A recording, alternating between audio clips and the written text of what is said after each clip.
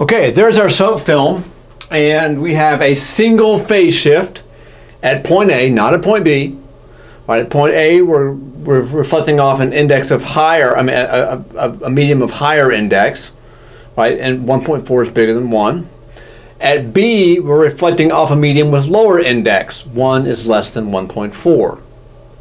Okay, notice I've given you a value of the index of refraction for soap, 1.4. Also, if you notice, I've given you a thickness.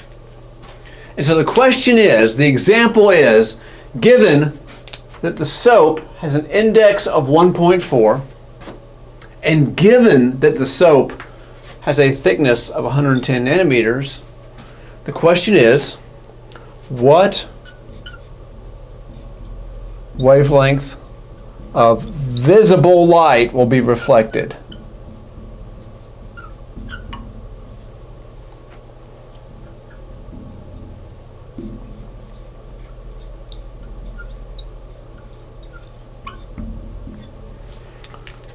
We're going to shine white light on it. And white light contains all of the colors, right? All the wavelengths. One of those in the visible spectrum will be reflected.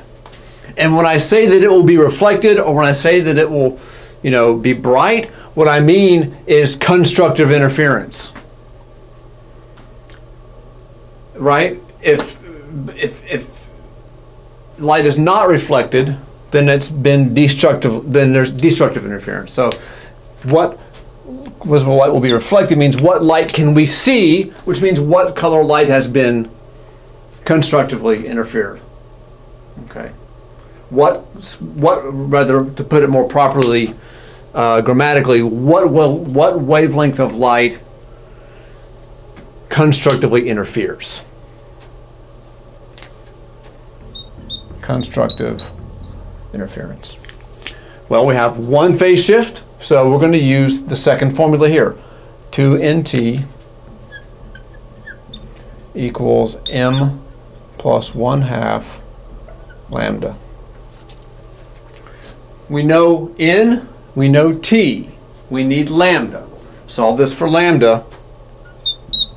You get 2nt over m plus 1/2, which is 2 times 1.4 times 110 nanometers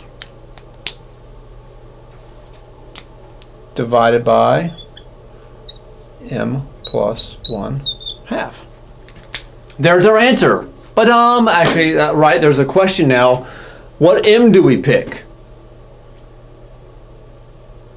Right, which m do we pick? Well, let's just start at 0 and see what happens.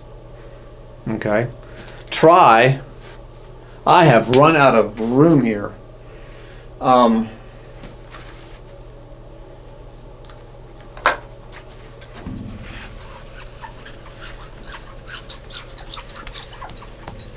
It's like a really small blackboard, so I can't do as much as I normally do. It's all right. Improvise, adapt, overcome, all that kind of jazz. Okay, so let's try m0, see what happens. Try 1. Okay. Let's try m equals 0. And if m equals 0, then lambda is 2 times 1.4 times 110 nanometers over 0 plus 1/2, which in my neighborhood equals 1/2. Boom. Okay. I can see you there. I know I'm behind the stuff. It's hard to do it without being behind the stuff a little bit. This equals, you do the maths, and you get 616 nanometers, which we round to, which we significant figure it to 620 nanometers. Is that visible? Yes. In fact, it's kind of red-orange. Okay, so we see sort of a red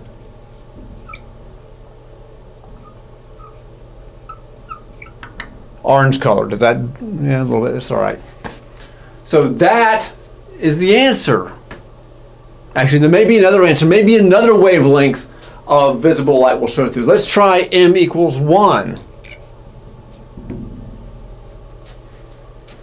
Okay, if we do m equals 1, lambda is 2 times 1.4 times 110 nanometers divided by 1 plus 1/2. But if you do that and round off your sig figs, you get 210 nanometers, which is not visible. This is ultraviolet.